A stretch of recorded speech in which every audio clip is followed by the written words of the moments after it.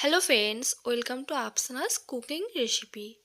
আজকে বানিয়ে দেখাবো আখের গুড় দিয়ে নরম নরম ফুলকো ফুলকো পোয়া পিঠা রেসিপি। এই তেলে ভাজা পিঠা কিংবা পোয়া পিঠা গুড় দিয়ে বানালে খেতে হয় দুর্দান্ত টেস্ট। তো বাড়িতে বানানো হয়েছিল, আপনাদের সঙ্গে শেয়ার করলাম। তো প্রথমে যেটা করেছি, প্রথমে এখানে আমি চালের গুঁড়ো নিয়েছি, দেখতেই পাচ্ছেন। আর এখানে আমি সুজি ভিজিয়ে রেখেছিলাম আধ ঘন্টা আগে। আর এখানে একটু গমের আটা নিয়েছি, আর এখানে একটু ময়দার আটা নিয়েছি। তো এখানে দেখতে পাচ্ছেন গুড় নিয়েছি। তো দেখতে পাচ্ছেন আমি এখানে একটা হাঁড়ি নিয়েছি, আর এই হাঁড়ির মধ্যে পোয়া পিঠের ব্যাটারটা বানালে একদম পারফেক্ট পোয়া পিঠে তৈরি হয়। তো আমি এখানে গুড়টা একটু গরম করে নিয়েছি, আপনারা দেখে বুঝতে পারছেন। তার মধ্যে আমি একটু জল দিচ্ছি। তো এখানে গুড়টা অনেক মিষ্টি, তার জন্য আমি চিনি দিচ্ছি না। আর এখানে স্বাদ অনুযায়ী লবণ দিয়ে দিলাম এবং অল্প করে মৌরি ও কালো জিরে দিয়ে দিলাম। আর প্রথমে যেটা করেছি, প্রথমে আমি এখানে সুজি দিয়েছি, দেখতে পাচ্ছেন। সুজিটা দিয়ে সুন্দর করে ভালো করে মেখে নিতে হবে। এবারে দিয়ে দিলাম 1.5 কাপের মতো চালের আটা এবং হাফ কাপের মতো গমের আটা। একটু আমি মেখে নিয়েছিলাম, ওটা দেখানো হয়নি।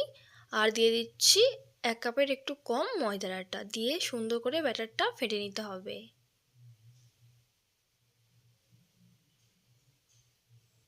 তো ব্যাটারটা যত ফাটবে পিঠাগুলো ততই ফুলকো ফুলকো এবং নরম হবে।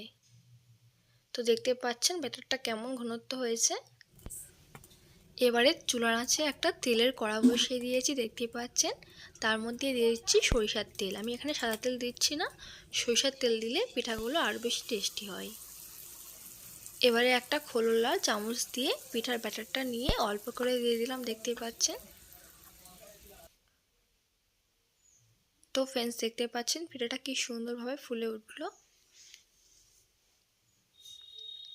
এই তেলে ভাজা পিঠাগুলো খেতে অনেক মজা হয়, বাড়িতে এভাবে একবার বানিয়ে দেখবেন।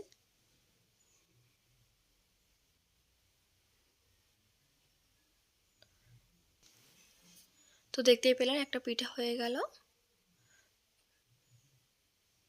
আবারও সেমভাবে একটা চামচে করে পিঠার ব্যাটারটা দিয়ে দিলাম, দেখতেই পাচ্ছেন আবারও সুন্দরভাবে ফুলে উঠেছে। এরকম উল্টে পাল্টে পিঠাগুলো তৈরি করে নিতে হবে।